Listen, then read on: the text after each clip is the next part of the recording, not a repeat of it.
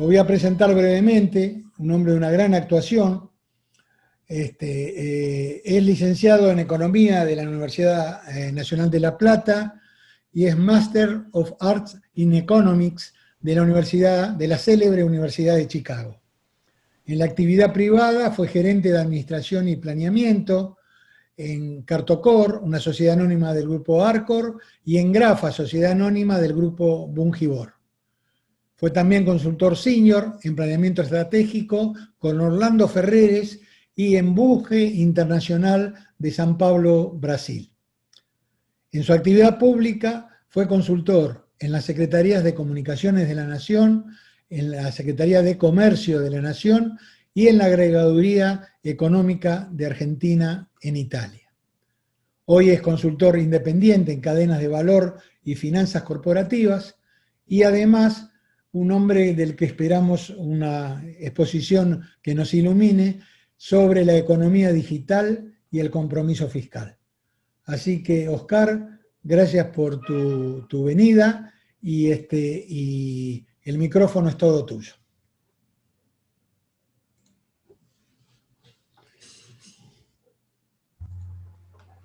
Bueno, buenas tardes a todos. Es un gusto estar acá y les agradezco la invitación. Es una oportunidad importante para mí poder comunicarme y transmitir un poco mi visión sobre algunos temas y estoy muy abierto a cualquier respuesta o cualquier consideración que enriquezca mi visión de las cosas.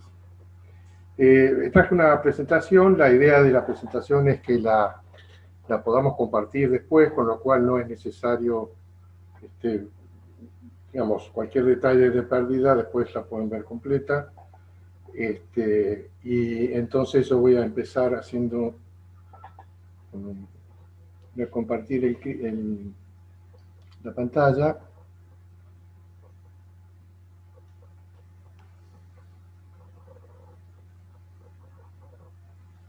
A ver si estamos bien. Perfectamente. ¿Se ve bien ahí? Sí, sí.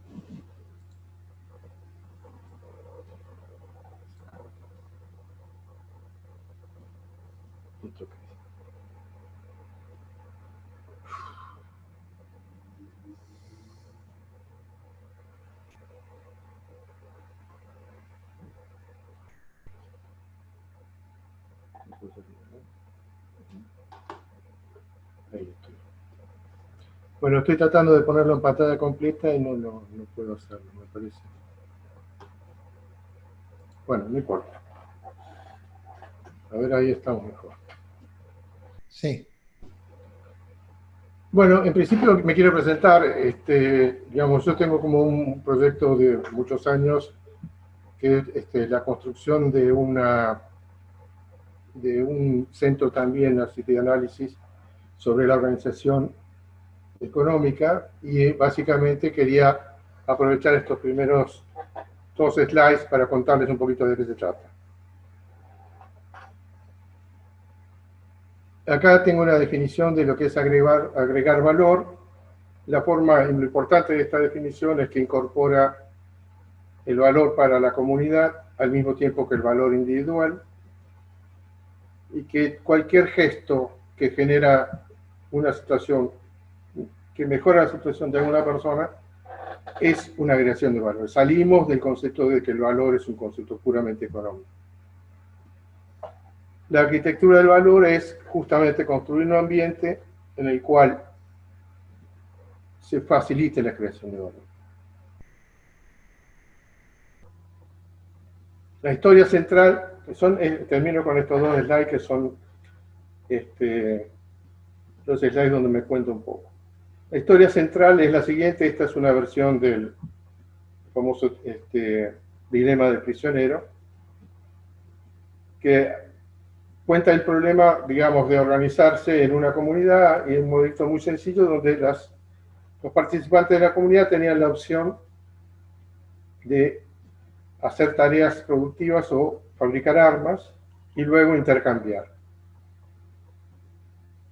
En el intercambio, quien tenía armas, si enfrentaba a alguien que tenía producción, entonces se podía quedar con parte de ello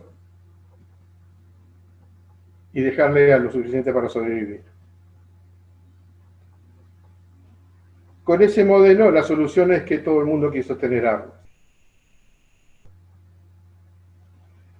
Es un tema central de lo que es el problema organizacional. El problema organizacional es un problema que si no están dados bien los incentivos, el resultado es que no funciona nada.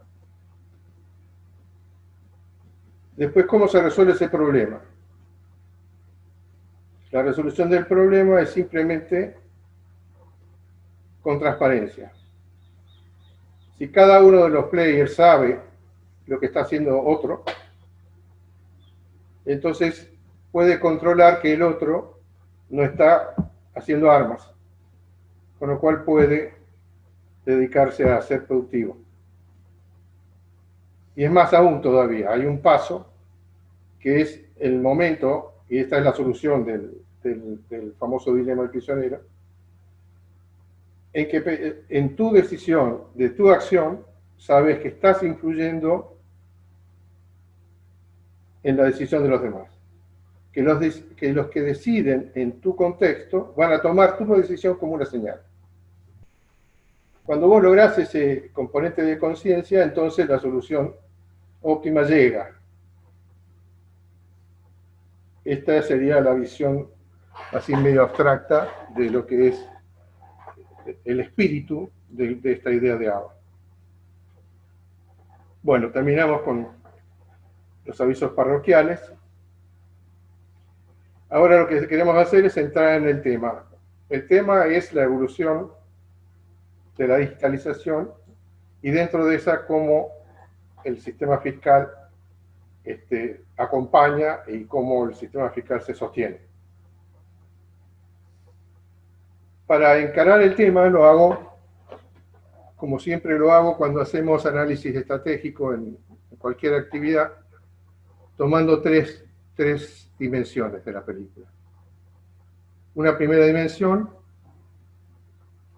es lo urgente, es lo que hay que hacer ya. Una segunda dimensión es distinguir las oportunidades de crecimiento, las oportunidades de inversión que hay y aprovecharlas. Y una tercera dimensión es armar un mecanismo donde se generan nuevas oportunidades de crecimiento. A esto lo vamos a llamar el paradigma. Es el entorno en el que estamos viviendo. Como todo paradigma, no necesariamente es cierto, es simplemente un orientador de la conducta. Además, esta acción tiene que ser una acción colectiva, no puede ser una acción individual. No puede subir de arriba a abajo, tiene que generarse en forma colectiva. Aquí están las mismas cosas, pero ya como el concepto es, si yo hoy, la Argentina de hoy, queremos salir adelante, necesitamos las tres dimensiones. No nos alcanza con una sola. Necesitamos saber qué hacer con la coyuntura de corto plazo, necesitamos empezar a dimensionar por dónde vamos a seguir creciendo y necesitamos empezar a generar un horizonte que nos ordene a todos, que sepamos que vamos hacia un mismo lado. Este es un rol importantísimo de la política, nos ordena. Entonces empezamos a creer en un proyecto común. Bueno, aquí están también los conceptos de análisis. Estos análisis son precisamente los que están asociados y es donde la actividad, digamos, digital va a ser central.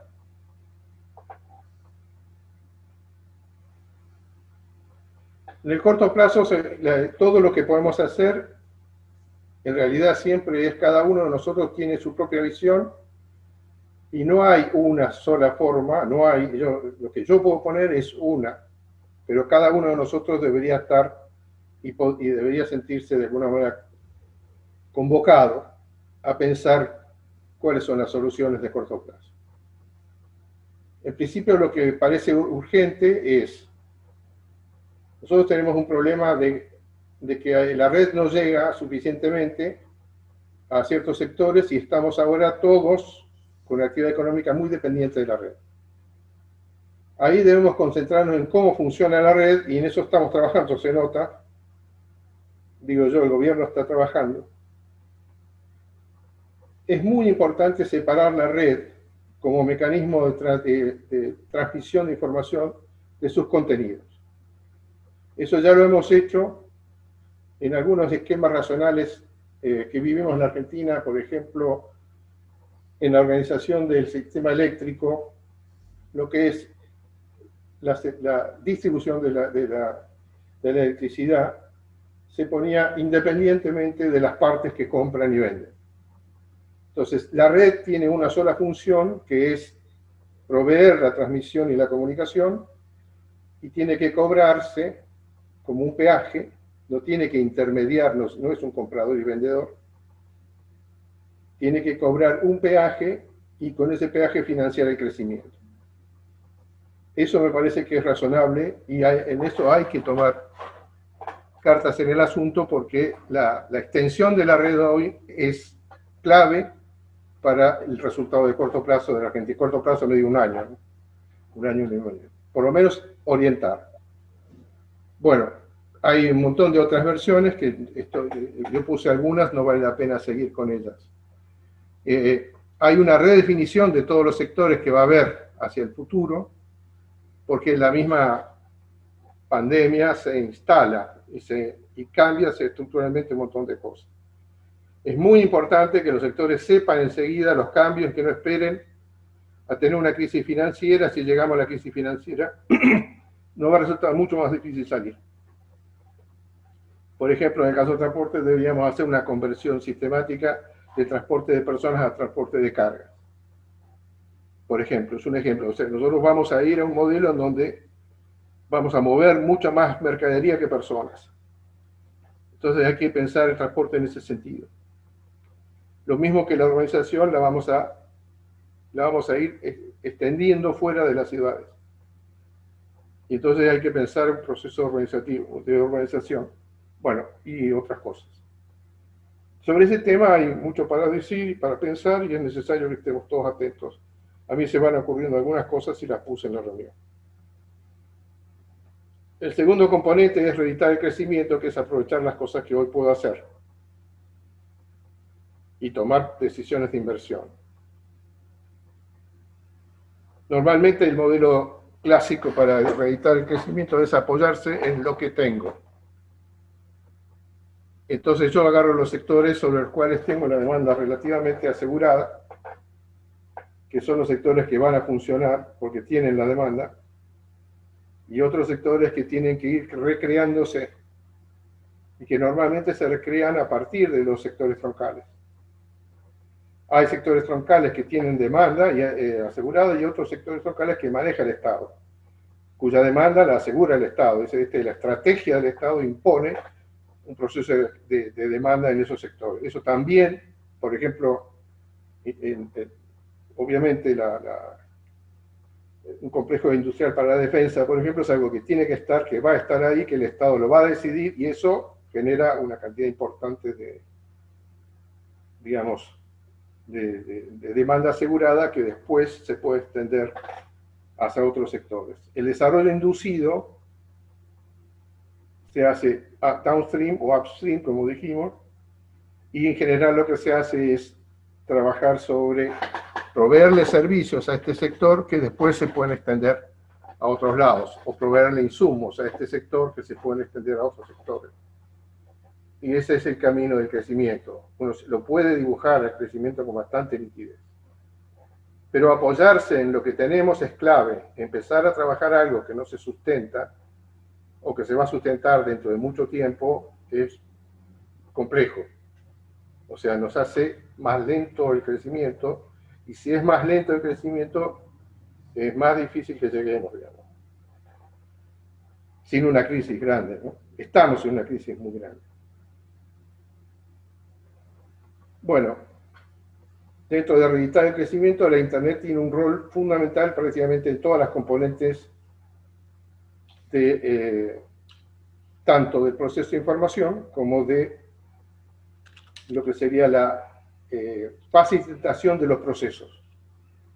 O sea, yo tengo todo el proceso de generación de información, que a su vez, para funcionar, acá hay líneas azules y líneas verdes, todo el proceso de aprendizaje es de feedback, o sea, yo genero un conocimiento preexistente, tengo la experiencia y la experiencia me devuelve un nuevo conocimiento. Ese feedback con Internet lo hago muchísimo más rápido y todas las experiencias de un sector se pueden trasladar a otro porque la comunicación nos lo permite. Entonces, esta sería la Internet orientada al crecimiento, que es sobre la que básicamente vamos a trabajar. Acá hay un par de cosas centrales.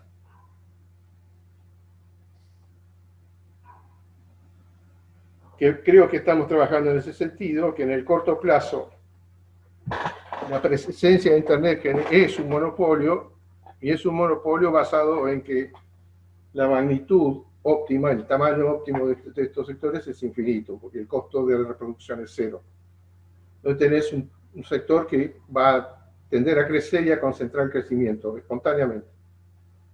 Ahí el Estado tiene que asegurar, en un país como el nuestro, tiene que garantizar la entrada a Internet. Por otro lado, tenemos que tener mucho cuidado, como el caso Uber, que en eso ya se está trabajando, y se trabaja en el mundo también, donde yo no puedo dejar un sector incumbente a competir en inferioridad de condiciones con el sector que viene.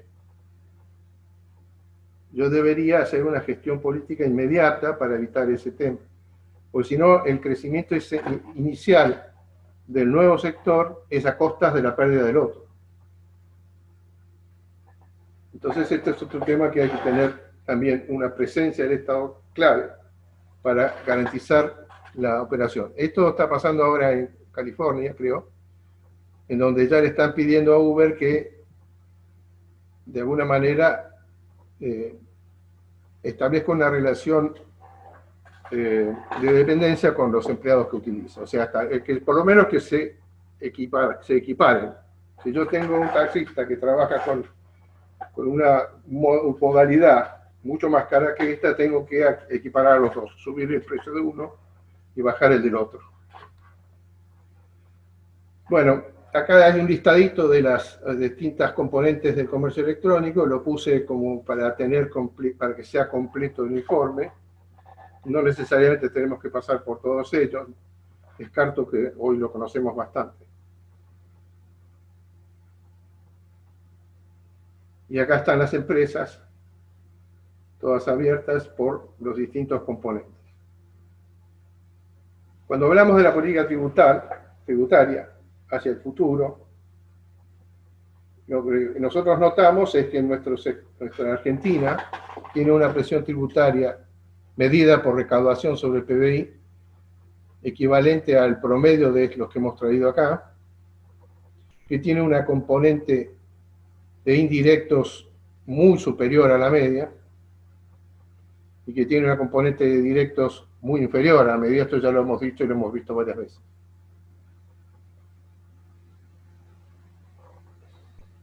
Pero además esto no es suficiente porque nosotros tenemos tasas de evasión que están cerca del 40%, mientras que la media de estos países está más o menos en el 19%. Con lo cual la tasa nominal que estamos cobrando es muy superior a la de ellos. Y acá tenemos que tener otra preocupación, que es que la misma Internet, y lo vamos viendo hacia adelante, me va a permitir acercarme cada vez más a las operaciones hasta el punto que los niveles de evasión van a ser bastante más difíciles de sostener. Con lo cual, las tasas, lo que hacíamos antes, que es metamos en una tasa nominal que después en términos reales, bueno, se va arreglando en promedio, ahora no se va a arreglar en promedio, entonces esa tasa nominal es clave. Tenemos que replantearnos el sistema tributario teniendo en cuenta esta dificultad.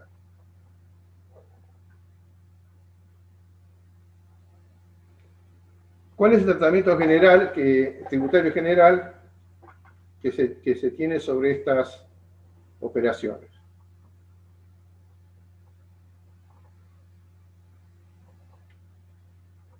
El problema central, acá aparecen dos problemas centrales, pero el problema central es que en muchos de estos servicios se proveen de manera que quien provee el servicio no está presente, no está generando un documento.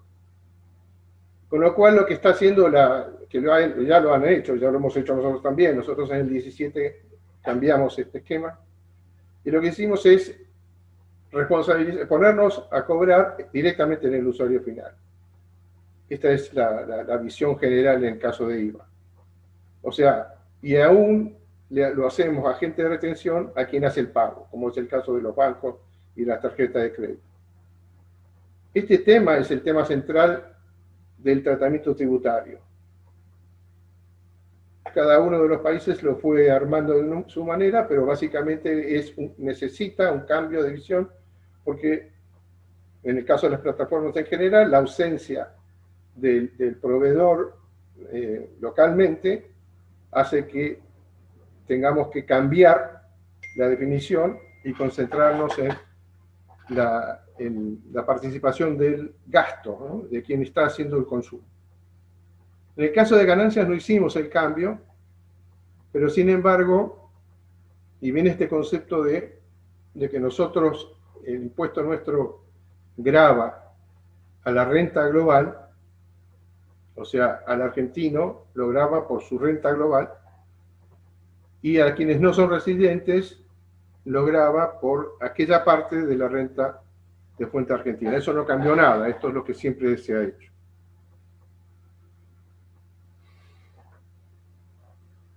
Pero obviamente, cuando no son residentes, en el caso de impuesto a las ganancias, el sistema de retenciones que hoy tengo ya me obligarían a establecer retenciones sobre todas las operaciones que estoy haciendo, que estoy pagando. En el proceso del pago al exterior tendría que hacer retenciones. Estos esquemas todavía no están totalmente vigentes, pero mi sistema legal me autoriza a cobrar. En el mundo, el problema se complicó un poco el problema relacionado con el hecho de que es mucho más fácil establecer la residencia en una filial y poner el sujeto de tributario en un tercer país.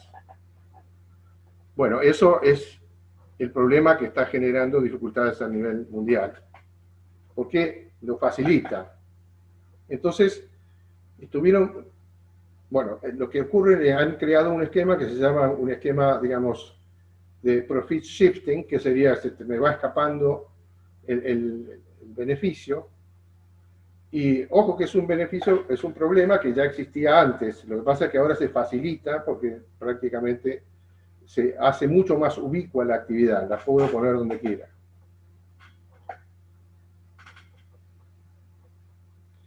¿Cómo fueron resolviendo este problema? Bueno, tenés tres sugerencias.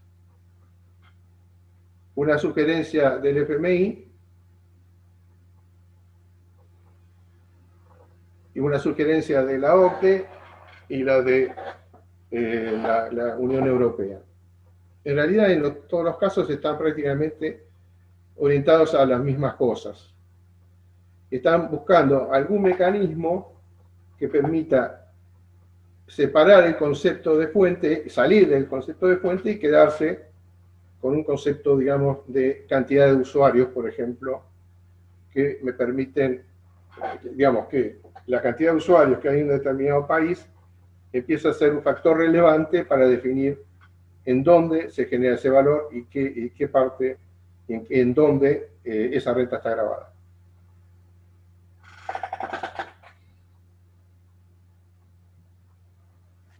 Bueno.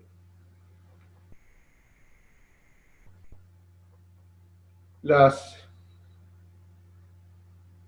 OCDE está haciendo todo un proceso mostrando estos dos pilares, en donde en un caso está pensando en buscar la manera de cambiar la distribución más orientada a lo que es la estructura del consumo, y por otro lado están pensando en hacer una tributación mínima global que se aplica a todas las entidades a las grandes empresas multinacionales en el sector digital. La otra opción que parece, digamos, la que se está imponiendo por sensatez, es en hacer un cálculo general de los resultados consolidados del sector,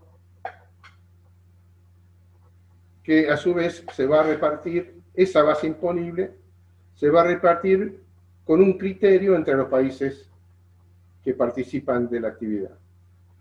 En este caso hay un tercio de ventas, un tercio de un índice que se compone de empleados por volumen de empleo y de salarios, y una tercera parte por la distribución de activos reales.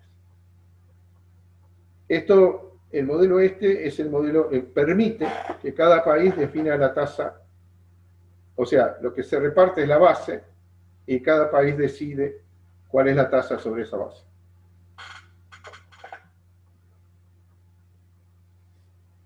Bueno, acá están los impuestos que se ha generalizado, que es la tasa del 3%. Algunos países lo ponen, después lo suspenden y después lo vuelven a poner. Ese es un poco el esquema general. Lo que también vemos cuando ves el resumen internacional es que la idea esta de hacer, de extender el IVA, es una idea que se está generalizando. Hay muchos países que lo están aplicando. Lo que has hecho es, digamos, en lugar de hacer un impuesto específico, extender el IVA a esas operaciones.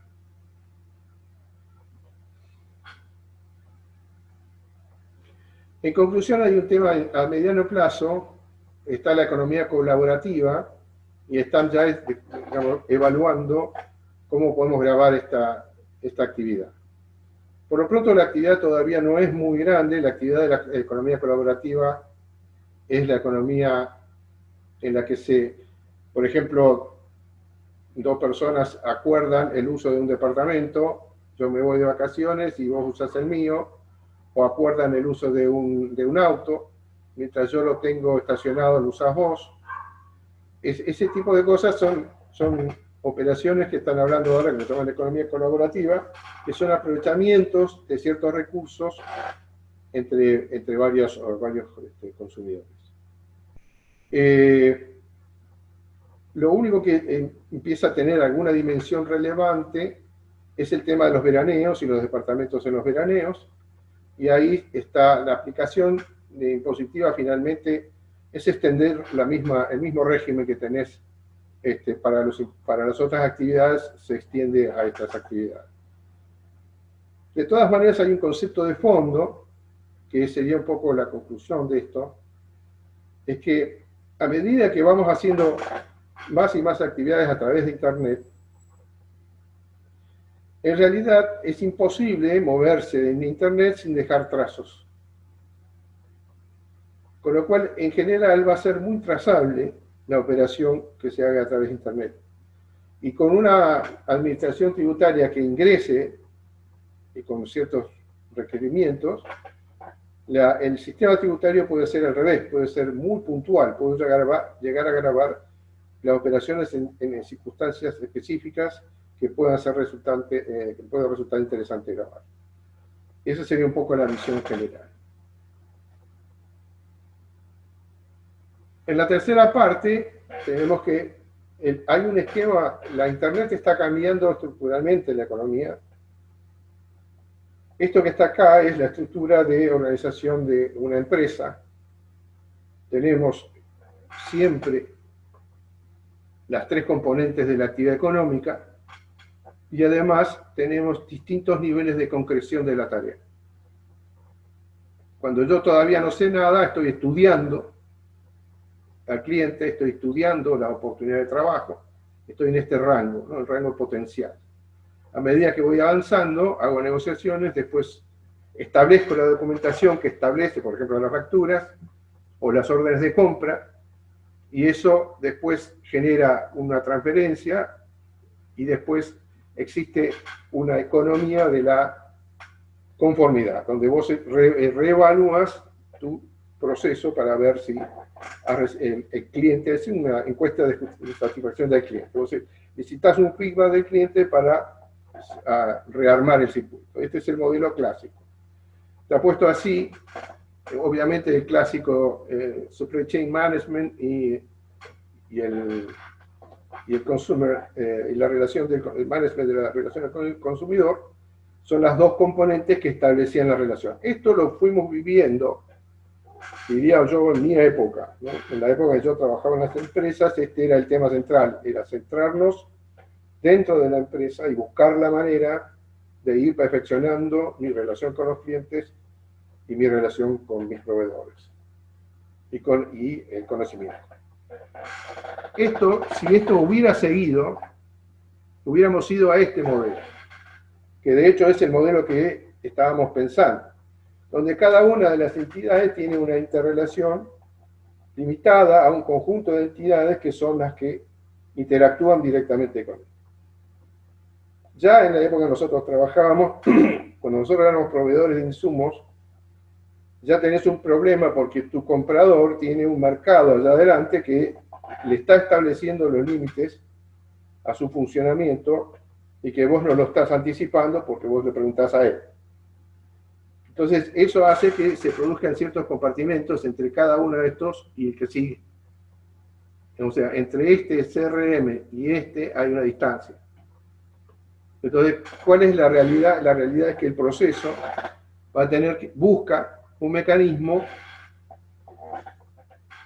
que se desprende de esa relación uno a uno y empieza a generar el concepto de interacción.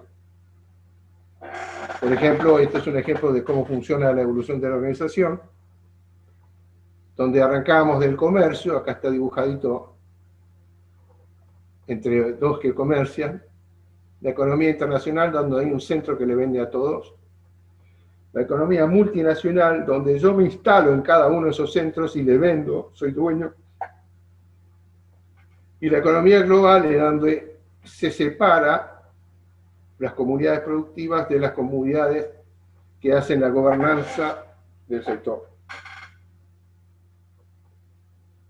Este proceso, un proceso en el cual estamos viviendo ahora, no hay mucha salida. La Internet es la que está de alguna manera jugando centralmente en esta interacción. Acá hay otros temas relevantes que los puse acá como me parecían cruciales, que es que el mercado mundial es un mercado que tiene limitaciones y que tiene grandes concentraciones de poder económico en cada lado, y cuando yo defino la política de exportaciones tengo que tener mucho cuidado de ello. ¿Por qué? Porque muchas veces yo promuevo a mi exportación y resulta que lo que estoy haciendo es subsidiando al comprador de mi exportador, porque el poder económico lo tiene definido así.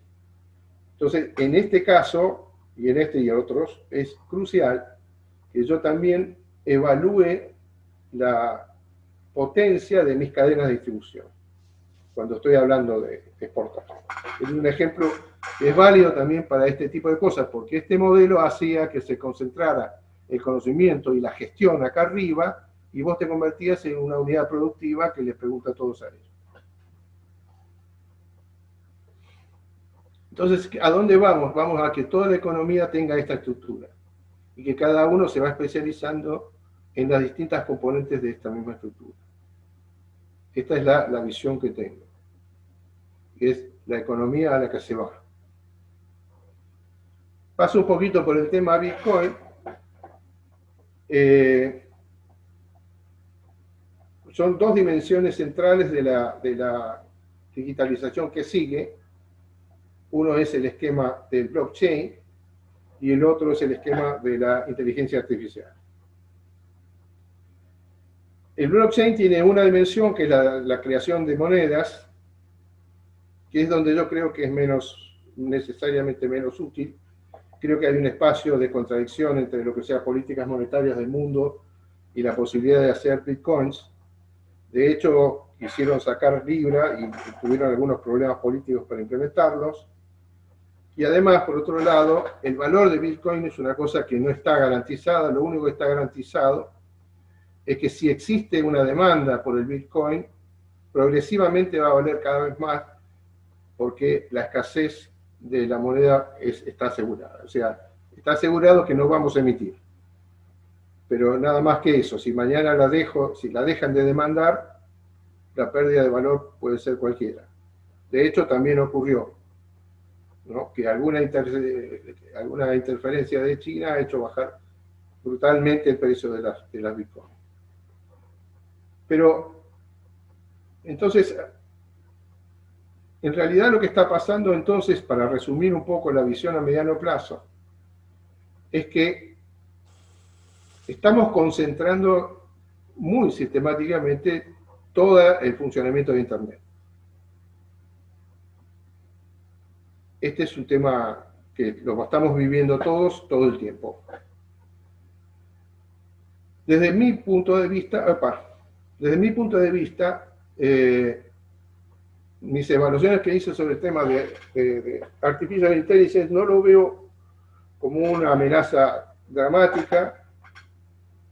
Lo que sí es clave es la información. No es el AI el que importa, sino la información. El AI todavía es lo que yo estoy viendo, me puedo equivocar porque no lo conozco todo, pero lo que estás viendo ahora es que es todo un proceso, digamos, de estadística de grandes números. Hacer estadística de grandes números tiene un montón de virtudes, pero básicamente sirve para hacer estadística.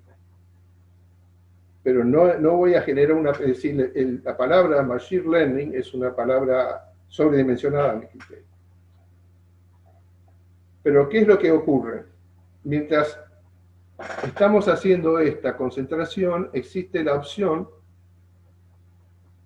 con la arquitectura de blockchain, de abrir muchísimo la información a todo el público, en forma general. O sea, se puede salir, digamos, del control de la información a un modelo en donde compartimos la información sistemáticamente. Ese modelo es viable. Es una decisión política como lo avanzamos.